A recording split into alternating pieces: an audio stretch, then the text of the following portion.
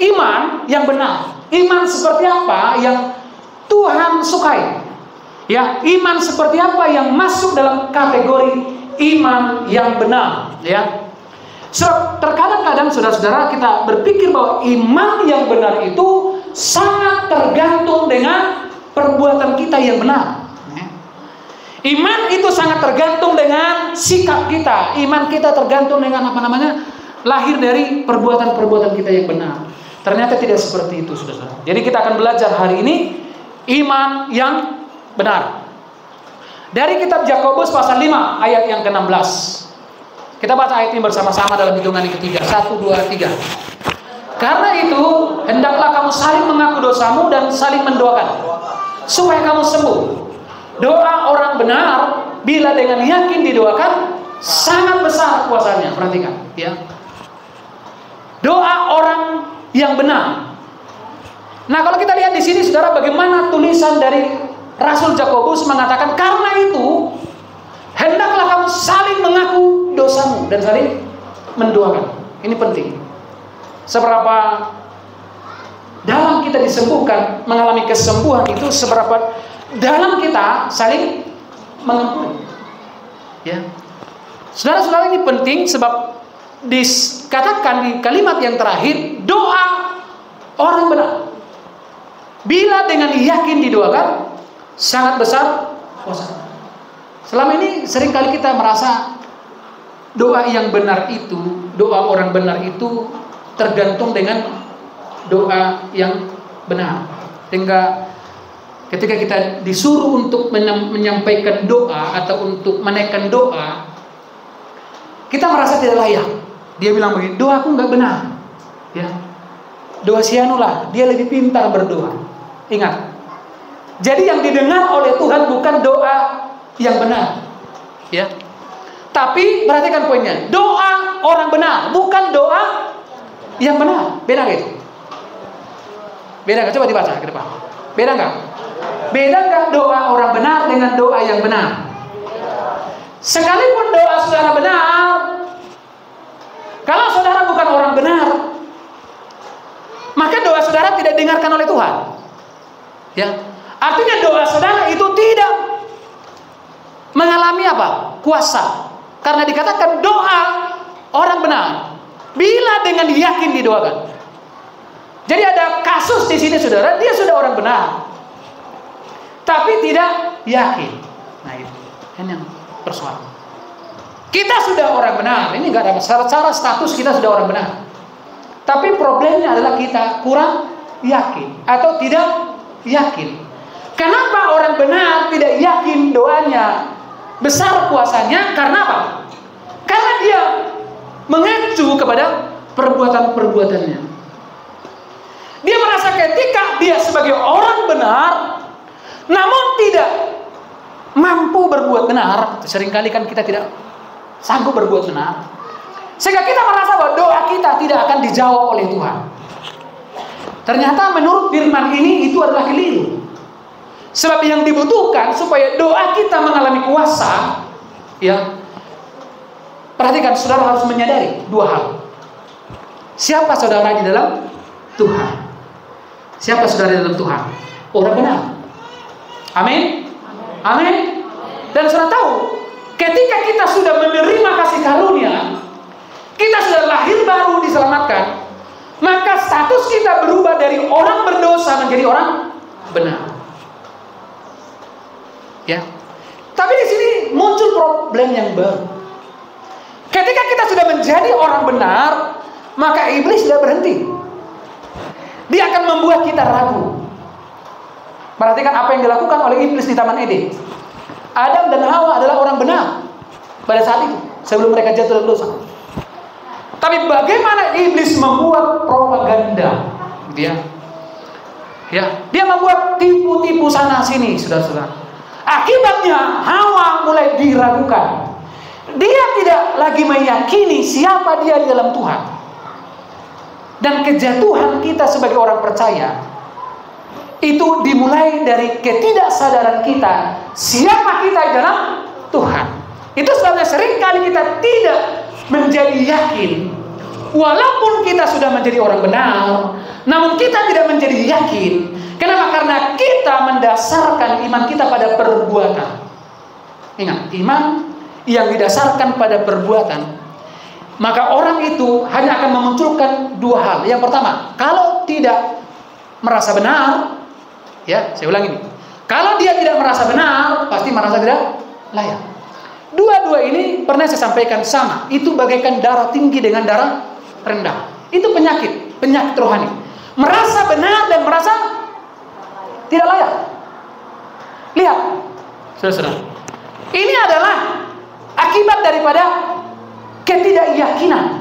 Orang kalau sudah meletakkan imannya pada dasar perbuatan, maka dua hal inilah yang akan nongol. Kalau tidak merasa benar, maka tidak layak. Sekali lagi saya mau tanya, seringkali saudara dari dua hal ini mana yang paling sering terjadi dalam hidupmu? Merasa benar atau merasa layak? Merasa tidak layak? Tergantung. Kalau orangnya misalnya agak sedikit punya kesombongannya, itu darah tinggi, itu selalu merasa benar. Tapi kalau dia seorang yang memiliki kecenderungan introvert, ya, tidak percaya diri, maka dia akan selalu merasa tidak layak. Apa namanya antonim dari introvert?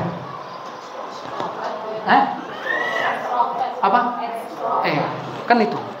Manusia kalau dia lebih berarti ekstrovert, ya.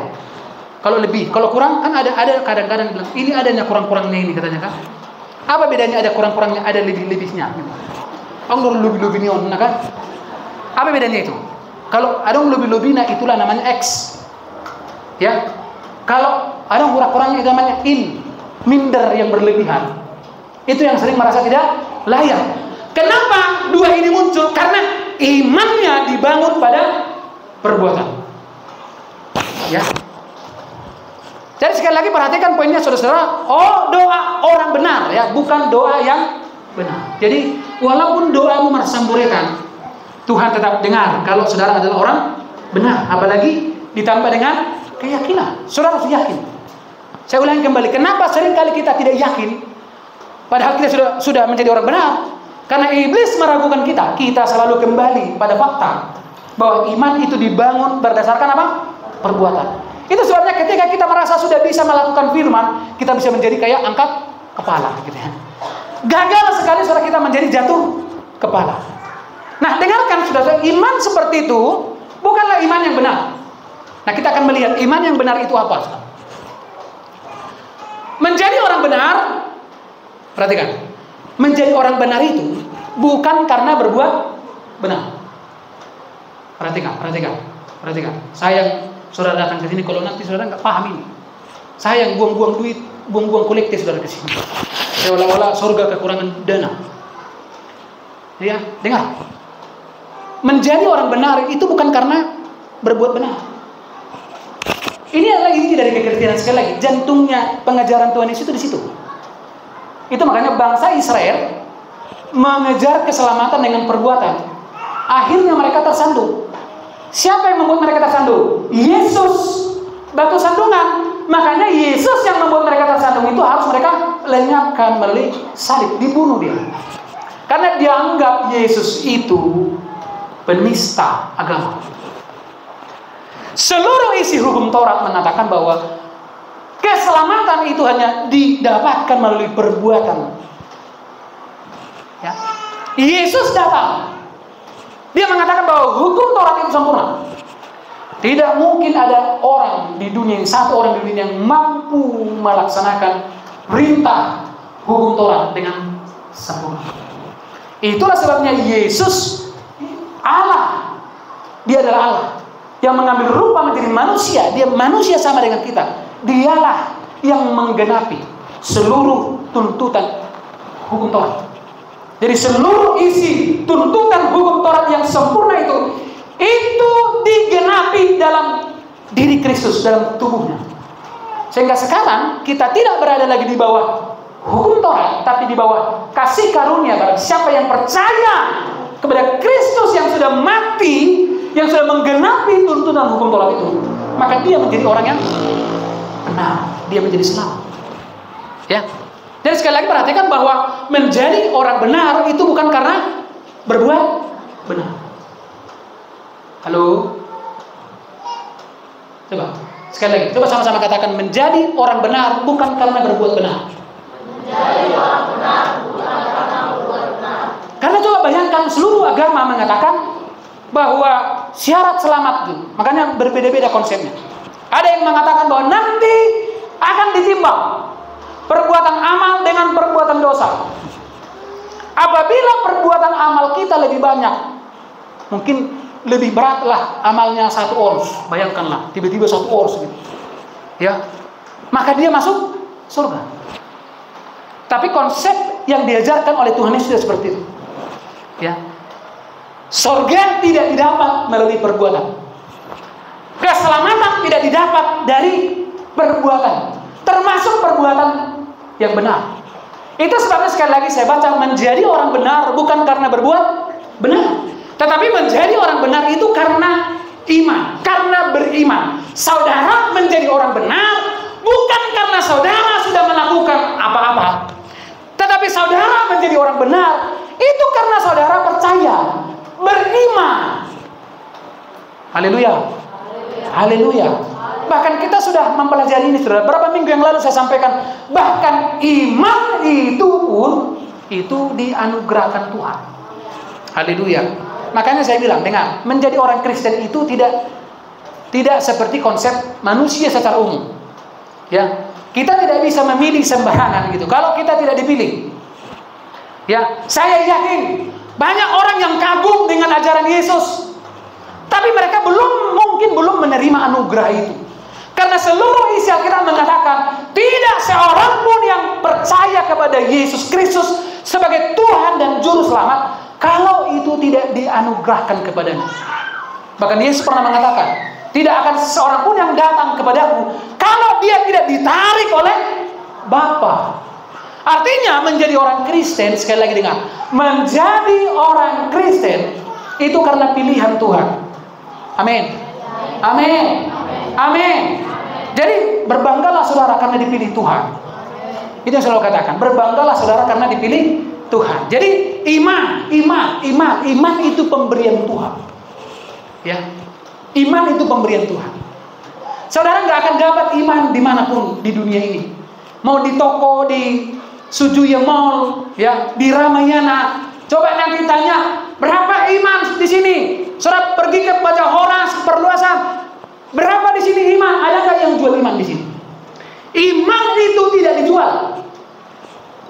Iman itu pemberian. Dan itulah yang membuat kita bisa mempercayai Tuhan.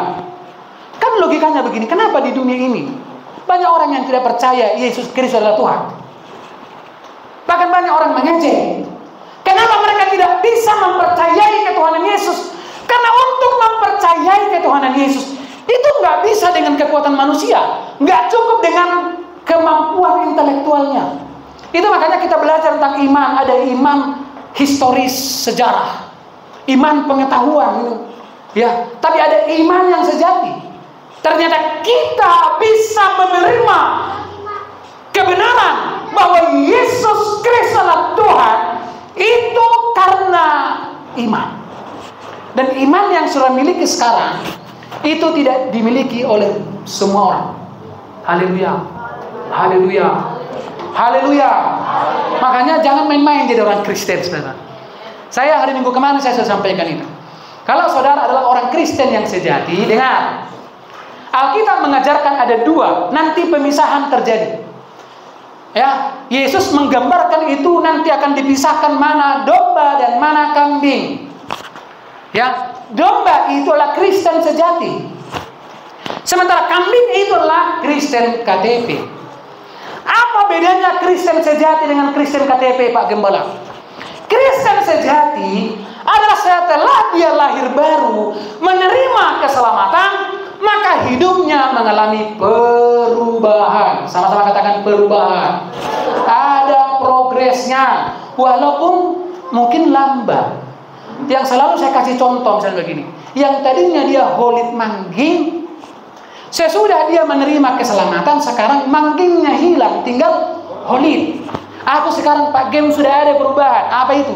Sebelum aku percaya Yesus, tadinya aku holit mangging, sekarang tinggal holit. Itu progres. Atau mungkin tadinya Pak Gem, sebelum aku menerima anugerah keselamatan, aku khawatir kali, sekarang tinggal khawatir. Ada progres. Tapi kalau nggak ada perubahan, itu namanya Kristen kambing. Bilang kiri kanan Kristen, domba atau kambing, bilang dulu. Domba atau kambing, coba tanya. Pak Wines segan dia, tanya dong. Domba atau kambing, bilang. Karena Kristen sejati pasti ada perubahan. Amin. Amin. Amin. Amin. Amin. Nah, hari Rabu kemarin saya sampaikan, karena Kristen sejati adalah mereka yang sudah memiliki Roh Kudus. Dan mereka yang sudah memiliki Roh Kudus adalah mereka yang mulai berjalan dan dipimpin oleh Roh Kudus. Dan orang yang memiliki Roh Kudus, apa tandanya? Dia mulai ada lapar dan haus akan firman Tuhan. Dia mulai lapar dan haus akan bertemu dengan Tuhan. Orang yang memiliki Roh Kudus tandanya apa? Mereka mulai lapar untuk bertemu dengan Tuhan. Mereka mulai mencintai persekutuan. Mereka mulai mencintai ibadah-ibadah. Itu namanya Kristen sejati yang punya Roh Kudus. Sebab nanti akan terjadi. Sekarang kan agak susah kita bedakan mungkin. Mana Kristen sejati dengan mana Kristen katiti. Nanti ketika pada penganiayaan besar, ya, disitulah nanti akan nampak, ya, kambing akan masuk dalam proses aniaya. Sementara domba itu disembunyikan di padang gurun. Haleluya. Kenapa kita nggak takut dengan padang gurun, Bapak Ibu? Karena orang Kristen sejati nggak takut lagi dengan padang gurun, karena dia sudah terbiasa dengan padang gurun. Haleluya. Tapi orang Kristen yang tidak pernah menderita, bahkan yang tidak mau menderita, mendengar kata padang gurun dia mulai ketakutan. Tapi dengarkan, di luar padang gurun jauh lebih mematikan. Pilih mana sekarang? Mau masuk padang gurun atau keluar dari padang gurun? Karena di luar padang gurun nanti siapa di sana yang memerintah? Antikristus. Di sanalah nanti terjadi penganiayaan. Yang tidak menerima tanda diberi apa? Tidak diberikan hak untuk menjual dan membeli. Ngeri kan? Halo? Yang penting gini ya, coba dengar ya. Yang penting sudah kuingatkan kalian. Nanti nggak ada lagi cerita nanti. Nggak pernah dikhotbahkan Pak Gembala kami ini Tuhan, amat teh Tuhan dan nahu Tuhan, Tuhan tolong. Nggak ada. Ini sudah disampaikan berulang-ulang dari mimbar ini. Hanya kadang-kadang saudara nggak respect mendengar gitu loh. Nggak betul ini. Nggak enak ini. Biar dia dapat ditahu. Bukan menakut-nakuti. Sebab bagi orang Kristen sejati, dia sudah punya Roh Kudus. Dia punya kasih, dan kasih itu melenyapkan ketakutan. Haleluya. Jadi yang masih takut berarti itu tandanya memang belum ada Roh Kudus barangkali sudah. Coba dicek. Nah, melalui iman. Jadi iman itu mengerjakan keajaiban.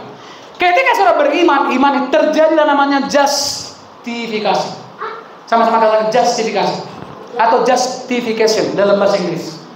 Ya, justification itu artinya apa? Pembenaran, dibenarkan. Saudara tahu hari-hari ini apa yang sedang terjadi terhadap dua yang sudah divonis pengadilan bersalah. Satunya adalah Sekjen PDI Perjuangan Bapak Hasto Kristianto. Dia seorang Kristen, dua-duanya orang Kristen. Terbukti menghalang-halangi atau apa itu, dijatuhi hukuman. Yang kedua adalah Bapak Tong Lembong, ya, dijatuhi vonis, sudah divonis. Tapi kemudian Bapak Presiden Prabowo memberikan pengampunan yang disebut dengan apa itu? Amnesti dan abolisi. Abolisi. Itu hampir sama lah ya. Artinya intinya apa? Pengampunan. Jadi mereka nggak jadi dihukum. Karena apa? Amnesti atau yang disebut selalu saya katakan grasi gitu ya. Grace, gracias itu apa? Walaupun dia bersalah, tapi atas hak prerogatif daripada presiden, dia dinyatakan tidak bersalah, sehingga tidak layak untuk dihukum. Saudara tahu, dengarkan baik, bahwa bangsa dan negara kita merdeka tahun 1945. Saya sudah lahir di situ, sudah lahir di situ.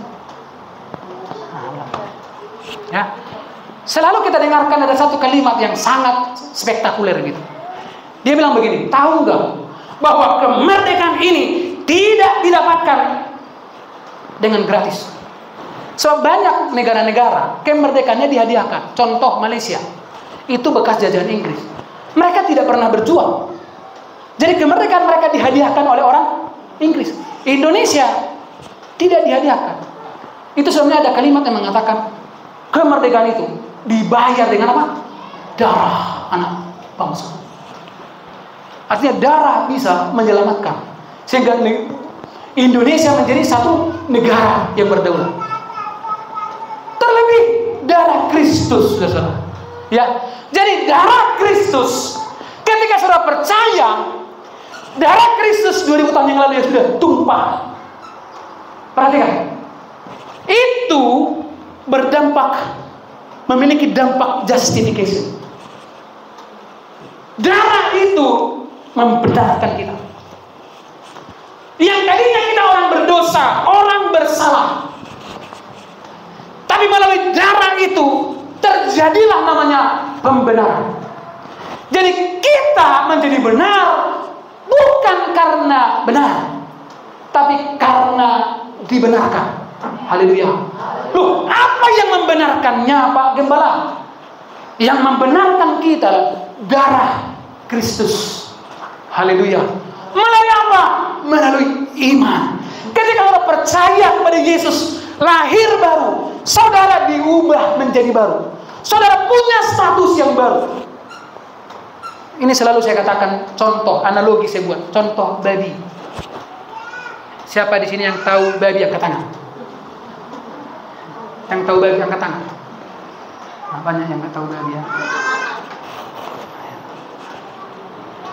Ya. Babi itu gimana kelakuannya? Coba kalau saudara mandikan babi, ya, terus dikasih pewangi, dikasih bedak, disikat giginya. Kalau babi ini, babi betina, dikasih lipstick. Dan kemudian saudara lepaskan dia, kemana lagi dia pergi? Ke kubangan. Kenapa? Karena dia babi. Perhatikan, perhatikan ini. Loh, namanya babi itu sudah menjadi sifat alamiahnya. Dia suka berkubang di kubangan. Dia suka dengan kotoran, kan begitu kan? Dia suka dengan kotoran. Jadi kalaupun babi ini kita nasihati, kita bersihkan, ya, kita mandikan, kita lap bagus, begitu dilepas dia akan kembali ke habitatnya. Kenapa? Karena dia babi. Bagaimana caranya? Kemudian dirubahlah babi ini. Tetap badannya babi, tetapi dia sudah dirubah menjadi manusia. Sudah jadi manusia dia, walaupun casingnya tetap babi. Dimandikanlah si manusia yang babi tadi. Dimandikan, dikasih pewangi, ya, dilap bagus. Nah sekarang lepaskanlah dia. Kemana dia pergi? Dia pergi ke kamar dia. Ya, udah mulai tahu dia sopan. Udah mulai tahu dia meminta maaf kan? Betul nggak? Udah mulai tahu kalau dia salah. Dari babi yang belum jadi manusia itu gimana? Nah coba dulu dengar. Coba dulu bayangkan dulu seseorang yang sama dengan tadi itu. Ini pantaslah, karena memang dia apa? Karena dia apa? Saudaralah penjahat yang sopan. Saudara itu penjahat yang sopan. Penjahat yang sopan sama. Ya, dengarkan. Tapi kalau babi sudah dirubah jadi manusia, sebetulnya kira-kira sama. Sifat daging kita ini secara natural, dia nggak suka Tuhan. Dengarkan. Dia nggak suka Tuhan. Makanya dengar, semakin sombong seseorang, dia nggak mau dibenarkan. Begitu duduk di gereja, coba lihat apa yang dilakukan. Mulai sejak duduk, tidak ada dengar firman dia. Dia cuma lihat yang lain, lihat handphone, buka TikTok, ya, baca WA. Itu yang dilakukannya. Itu nggak di sini. Di sini saya lihat nggak ada yang begitu ya. Nggak ada lagi yang pegang handphone. Nggak ada lagi yang lihat handphone. Ya, tapi kalau ada yang seperti itu sama seperti babi tadi. Ada yang begitu, coba cek dulu. Kalau masih ada, babi, maksud saya tadi. Kira-kira seperti itu. Tapi kebanyakan sekarang coba lihat di banyak gereja. Beberapa orang yang lalu saya dibilang begini, itu gimana cara Bapak di gereja Bapak? Ada nggak yang suka-suka keluar dari gereja? Ada. Kencing manis dia bilang. Oh, di gereja kami katanya. Itu bisa sampai 20 di luar. Merokok. Gimana? Memang kalau kita analogikan tadi bisa juga memang itu adalah Kristen apa tadi? Kristen babi tadi. Karena babi itu nggak suka dengan yang bersih. Betul nggak? Dia begitu nyaman kalau injak taiknya, injak kotoran.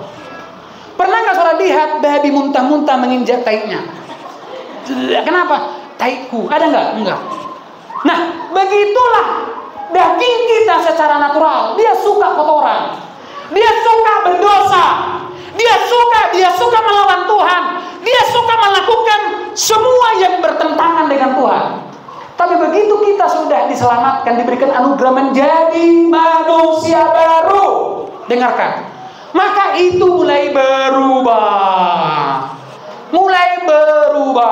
Kalau itu nggak berubah, berarti itulah tadi yang disebut dengan Kristen babi hati sekarang.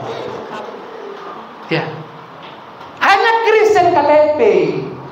Dia bukan Kristen sejati. Dia Kristen kambing, saudara. Karena sejatinya orang Kristen sejati, begitu dia sudah betul-betul sejati menerima keselamatan, mulai ada progres, ada perubahan. Dia sudah mulai muntah melihat kotoran, walaupun muntahnya sedikit-sedikit. Ya, jadi sekali lagi iman itu mengerjakan apa? Justifikasi melalui iman, pembenaran. Nah, secara etimologi itu perhatikan, kata justifikasi berasal dari bahasa Inggris yang artinya justification, yang akar kata adalah just. Makanya jangan kau menjudge, jangan kau mengadili dan menghakimi. Ini kembali dengan penghakiman kita tidak mendefinisikan orang itu, tapi mendefinisikan diri. Biasanya orang pelaku yang pernah melakukan suatu kesalahan, begitu dia melihat kesalahan, dia pasti akan responsif, dia reaktif. Itu makanya luka-luka saudara itu muncul ketika saudara melihat hal-hal yang tidak pantas. Saudara mulai marah dan gerak. Ya, gerak. Dan gerak. Perhatikan.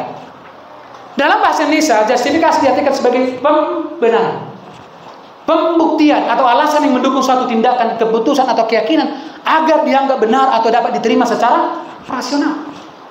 Jadi apa yang dilakukan Pak Prabowo terhadap Pak Tom Lembong sama Pak Hasto itu sesuai dengan hukum. Nggak ada yang bisa menggugat itu.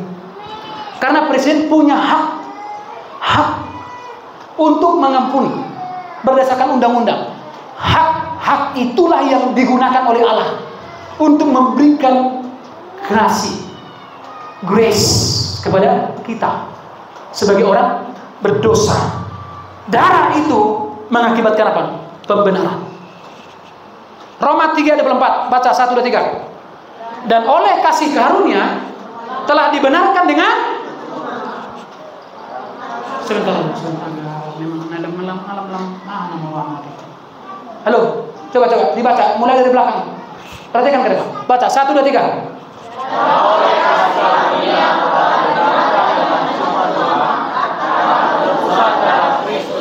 dibenarkan dengan apa? Tahu nggak? Cuma-cuma. Bukan karena Haleluya. Udah lama gak dinyanyikan ini ya. Biasanya Pak Mira nyanyikan. Bukan karena perbuatanku atau juga coba. Kita dibenarkan dengan cuma-cuma. Oleh apa? Penebusan dalam Kristus Yesus. Bilang dulu kiri kanan, kamu sudah orang benar. Kok bisa? Bilang dulu. Enggak pernah aku bayar itu. Karena Alkitab mengatakan itu cuma-cuma alias gratis. Haleluya. Haleluya. Haleluya. Haleluya. Dan lihat, pembenaran ini yang akan membenarkan seluruh perbuatan kita. Sehingga apa? Kita mulai mampu melakukan hal-hal yang benar karena sudah dibenarkan. Haleluya. Jadi perhatikan ya, dibenarkan dengan cuma-cuma. Sama-sama katakan dibenarkan dengan cuma-cuma. Sama-sama katakan saya adalah orang benar. Karena sudah dibenarkan dengan cuma-cuma oleh penebusan Kristus. Dengar, Kristus membayar itu. Makanya gratis. Siapa di sini yang pernah makan gratis karena sudah dibayar orang lain? Angkat tangan. Ada yang nggak pernah angkat tangan sama sekali. Teh asli marwah mereka gue berbuka. Dan ngaruh pengalaman memang teh. Amin matu tuh amin. Ya, coba. Begitu kita makan, gitu kan. Terus kita mau bayar apa? Itu gratis Pak. Kenapa gratis? Karena sudah ada yang bayar. Bagi kita itu menjadi cuma-cuma karena ada yang membayar. Siapa yang membayar keselamatanmu? Sehingga kamu terima dengan makanya karena cuma-cuma gimana? Kita jadi CB. Itu kan bergantung SDM itu kan. Betul nggak? Kalau SDM seseorang buruk, ketika dia dibantu orang dengan cuma-cuma, lihat, dia nggak akan berubah. Kalau datang orang membantu itu ke rumahnya, lihat aja. Paling yang disajikannya adalah Indomie Intermie. Coba. Padahal sudah dibantu dia. Orang yang punya sumber daya manusia yang bagus, itu pasti akan menghargai. Sedangkan orang yang tidak membantu aja dihargai, apalagi orang yang makanya lihat. Saudara pilih. Saudara menjadi Kristen domba atau Kristen kambing? Domba atau kambing? Lihat, kambing akan punya nasib yang tragis, saudara-saudara. Jadi sate dia. Iman itu bukan keyakinan bahwa Tuhan akan melakukan apa yang kita inginkan. Dunia pun memiliki keyakinan seperti itu. Tetapi iman itu adalah cara kita mengalami kasih karunia, hadirat dan kebenaran. Nah ini yang banyak. Hari Jumat kemarin saya sharing. Di Singapura itu menjadi negara yang maju, kaya-kaya di sana orang. Tahu nggak mereka caranya untuk kaya? Apa yang mereka gunakan? Otaknya. Di Indonesia orang mau kaya dengan apa? Dengan iman. Percaya saja. Ayo kita ke gereja supaya kaya. Ayo kita ke gereja supaya dapat berkat. Dengar, bukan iman seperti itu yang diberikan oleh Tuhan. Karena di dunia ini kalau hanya untuk kekayaan, dengar, sebetulnya di dunia ini orang membuktikan bahwa tanpa Yesus pun, tanpa percaya Yesus pun dia bisa kaya. Ada nggak begitu? Ada nggak? Ada nggak kalau lihat di dunia ini bahkan tanpa Yesus pun, dia nggak percaya Yesus pun mereka bisa bahagia, punya keluarga yang sakinah, mawaddah dan warohmah. Amin. Ada nggak saudara lihat? Banyak. Tapi justru orang-orang Kristen, jemaat GBD lagi, yang rumah tangganya nggak bahagia. Bukan GBD di sini ya. Yang begitu bangun pagi-pagi sudah langsung udah begitu, langsung baca firman Tuhan. Coba lihat buah hidupnya. Nggak bisa. Asal ada di kita aja nggak pasti hatinya dia. Mulai dia kesurupan. Sebetulnya ini Kristen kambing. Ini adalah Kristen penyusup. Yang walaupun mulai lahir dia sudah menjadi orang Kristen, kata ini Kristen penyusup. Jangan percaya. Loh, siapa yang bilang kita jangan percaya? Yesus yang tidak bilang. Dari buahnya kamu lihat. Kalau dia benar-benar orang percaya, dia pasti mulai memiliki buah roh. Ada sukacita. Amin.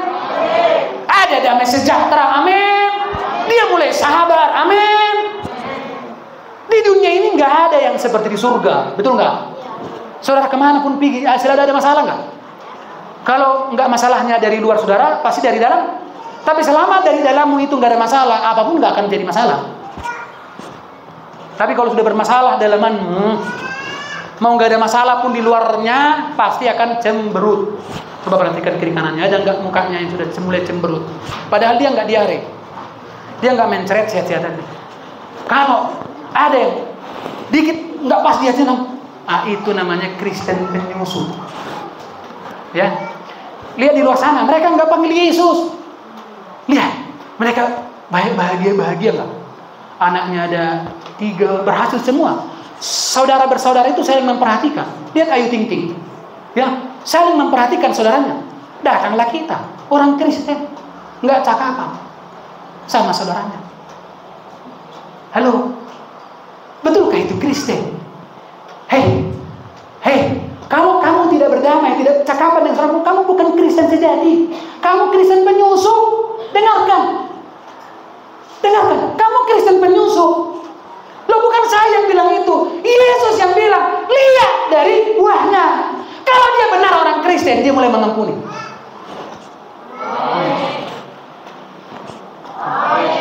Kebenaran ini bagi orang sombong itu akan menjadi seperti tajam silet. Dia kayak melukai.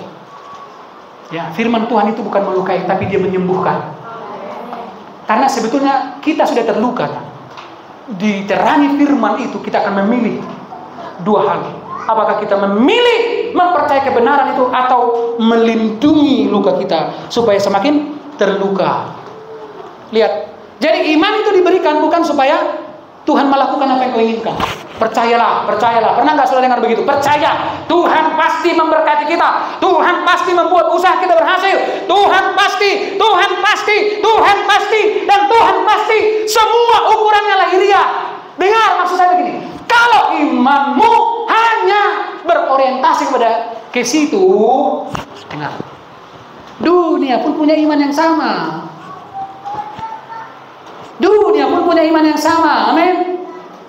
Amin. Dunia pun punya iman yang sama. Lihat, bahkan mereka jauh lebih optimis. Mereka jauh lebih berpengharapan. Udah bangkrut 100 miliar. Udah utang sampai 50 miliar.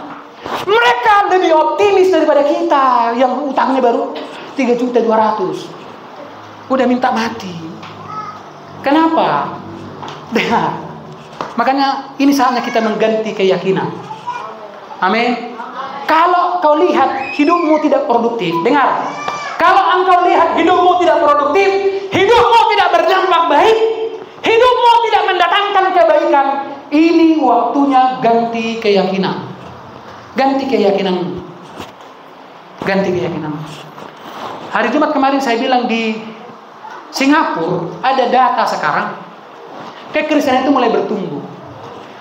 Singapura itu kan orang sudah pensiun, sudah banyak uangnya, udah nggak bisa lagi dihabiskan uangnya.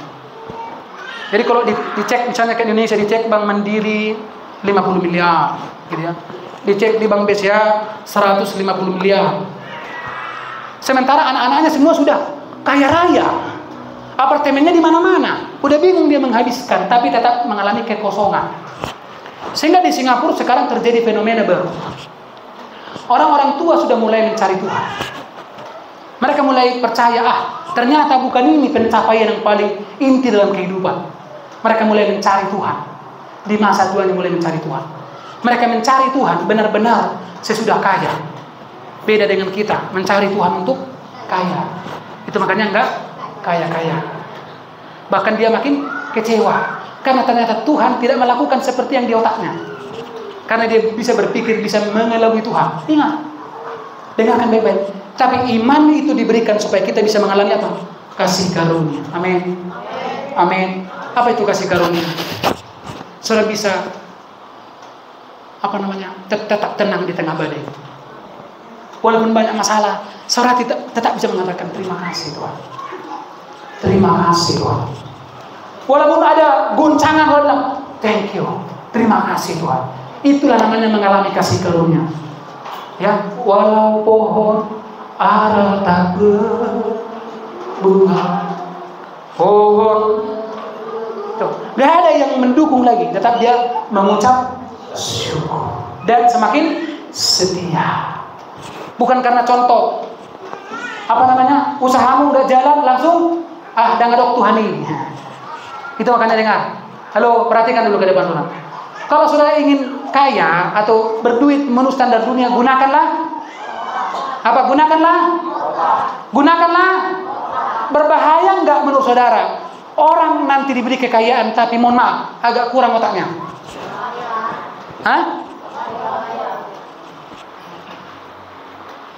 Kemarin saya bagi di grup kita itu tentang beda kaya dengan yang punya duit.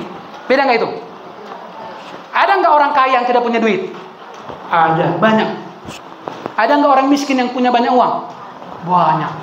Apa bedanya katanya? Orang miskin bisa membunuh demi kekayaan. Tapi apa bedanya dengan orang kaya? Orang kaya bersedia mati demi kekayaan. Beda nggak itu? Orang miskin membunuh demi kaya. Orang kaya bersedia mati demi kekayaan. Jadi orang yang menghalalkan berbagai macam cara untuk kaya, itulah orang miskin. Dengarkan, saya yakin di sini ada beberapa orang kaya yang belum punya duit.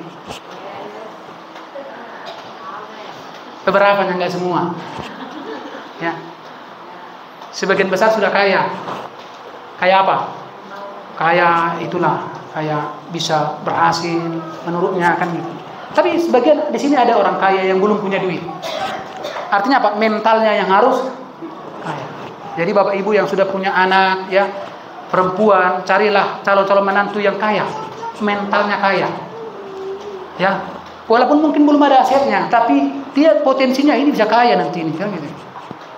Ya, menurut ukuran dunia pun boleh kaya maksudnya. Siapakah yang dimaksud dengan orang benar? Ya, orang benar adalah orang yang sudah tadi sudah sampaikan itu. Baca 1, 2, 3. Sebab itu kita yang dibenarkan. Halo,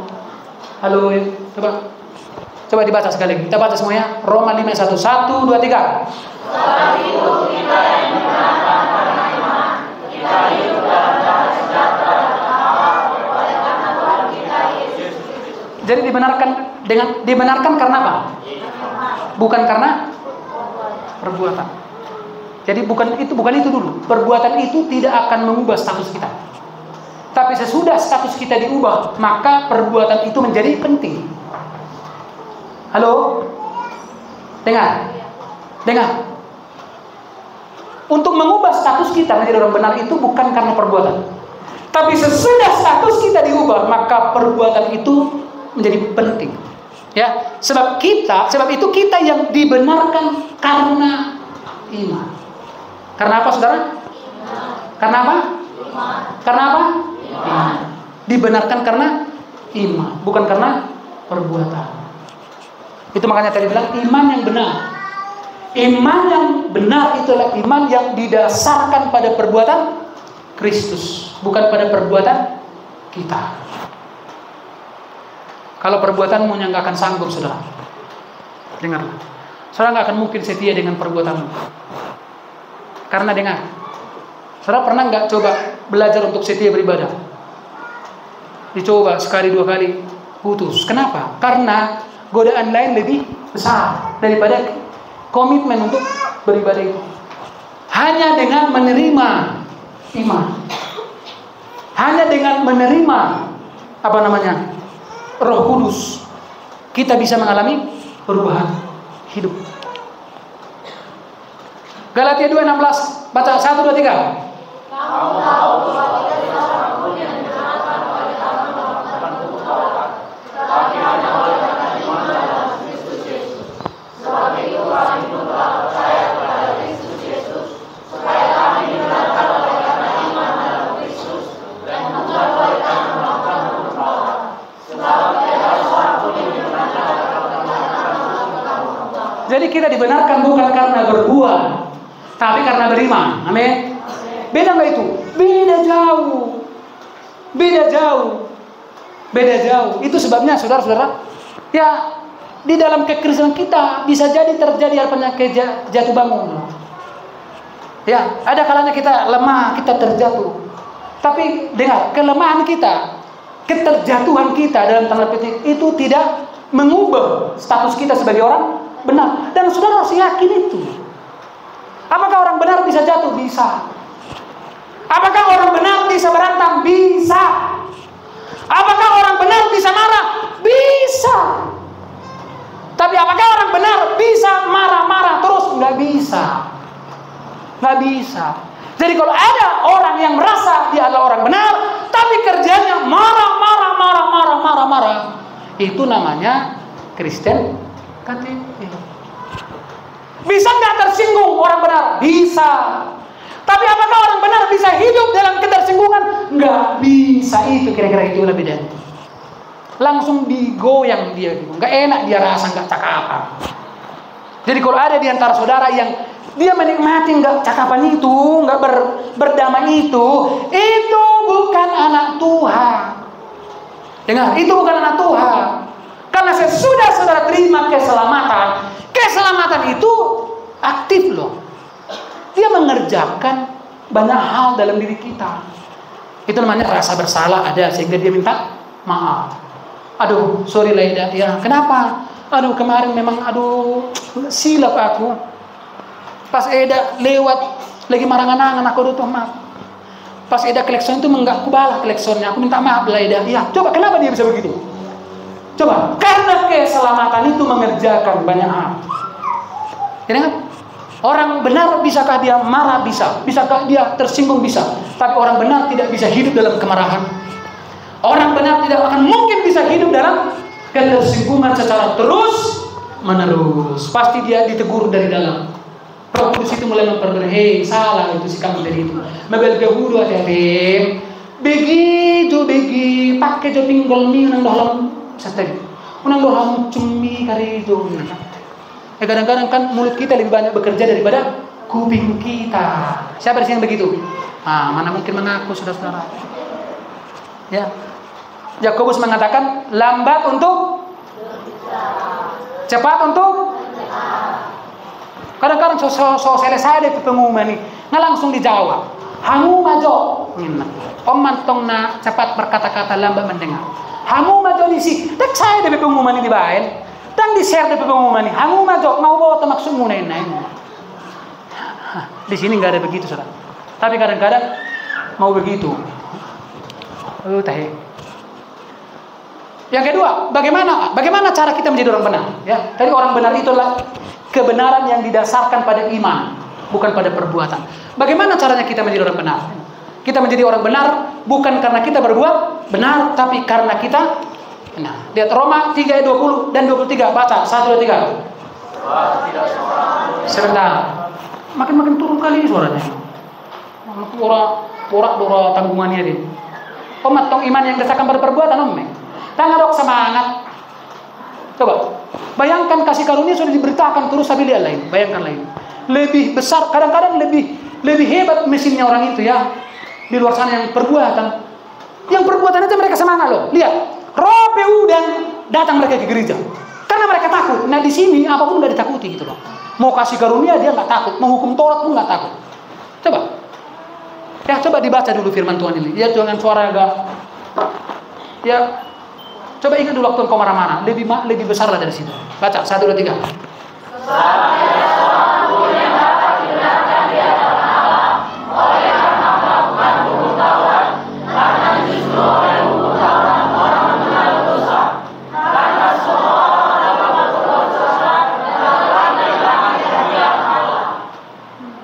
Coba perhatikan. Sebab tidak seorang pun yang dapat dibenarkan di hadapan Allah oleh karena melakukan hukum Taurat. Ya. Karena justru oleh hukum Taurat orang mengenal dosa. Kalau begitu bagaimana caranya orang dibenarkan? Itu adalah melalui Kristus.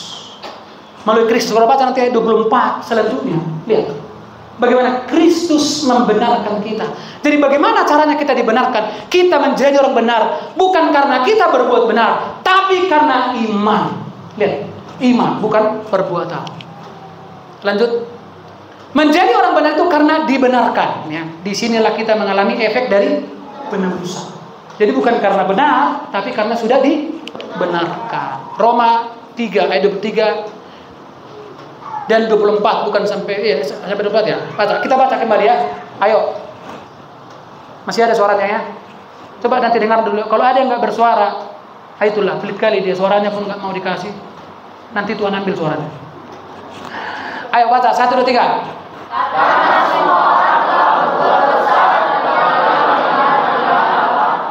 Dan oleh kasih karunia telah dibenarkan dengan cuma-cuma karena penebusan darah. Dan oleh karena kasih karunia, coba. Dan oleh karena kasih karunia telah dibenarkan dengan.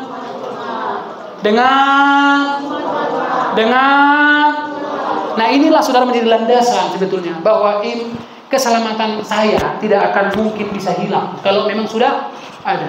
Hanya perhatikan, jangan-jangan kita hanya merasa ada. Diada-adakan gitu. Kalau memang sudah ada keselamatanmu, maka dengar, itu tidak akan mungkin bisa hilang walaupun bumi tergoncang atau mungkin saudara terguncang. Tapi apa itu tandanya Pak Gembala? Kalau saudara memang sudah selamat, pasti ada progresnya. Pasti ada progres, pasti ada perkembangan.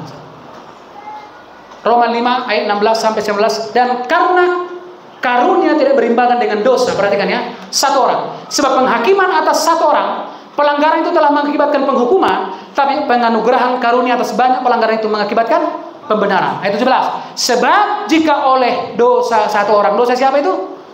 Dosa Adam, maut telah berkuasa oleh satu orang itu, maka lebih benar lagi mereka yang telah menerima kelimpahan kasih karunia dan anugerah kebenaran akan hidup dan berkuasa oleh karena satu orang itu, yaitu Yesus Kristus. Sebab itu sama seperti oleh satu pelanggaran. Pelanggaran siapa itu? Adam. Semua orang beroleh penghukuman. Demikian pula oleh satu perbuatan. Perbuatan siapa? Yesus. Kebenaran semua orang beroleh pembenaran untuk hidup. Ayat 19. Jadi sama seperti oleh ketidaktaatan satu orang. Ketidaktaatan siapa itu?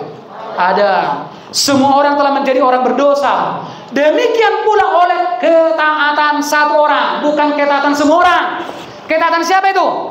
Bukan ketaatan kita. Kita menjadi benar.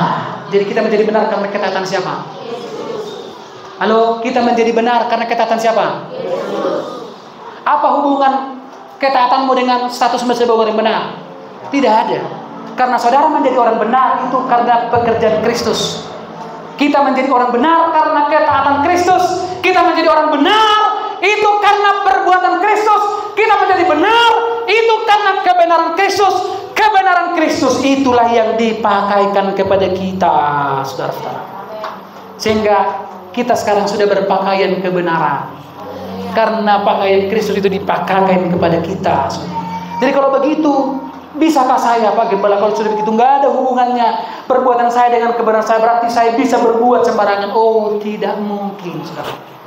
Sama seperti tadi, apa tadi yang saya kasih contoh itu? Apa tadi saya kasih contoh? Babi itu. Nah, kalau dari cerita tadi, saudara, dari babi tadi itu, mohon maaf lah ya, dari cerita babi tadi itu, siapalah saudara sekarang?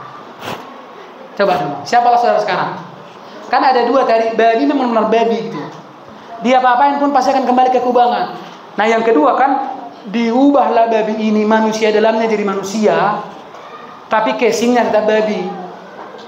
Nah, kira-kira saudara di yang mana lah sekarang? Yang pertama atau yang kedua? Halo, coba semua dijawab. Yang pertama atau yang kedua? Yang pertama atau yang kedua?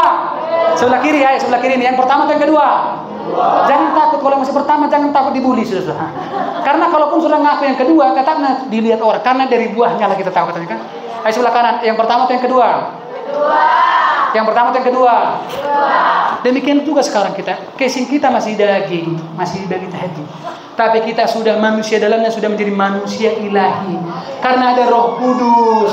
Sehingga sekarang indera penciuman kita mulai agak sensitif, saudara. Kalau ada yang nggak beres, kita sudah mulai terganggu. Udah ada mulai gerakan bereskan.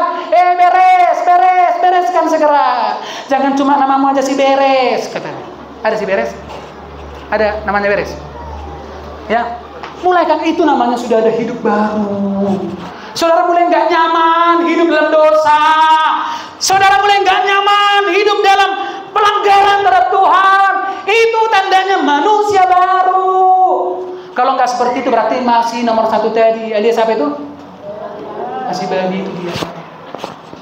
Sekali lagi saya mau tanya, siapa di sini yang pernah melihat babi yang tangan? Siapa di sini yang pernah melihat babi muntah-muntah menginjak kotoran angkat tangan? Kenapa? Datang babi itu bau kali katanya.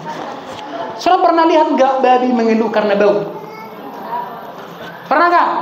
Pernah dengar nggak? Karena babi nggak tahu kotoran.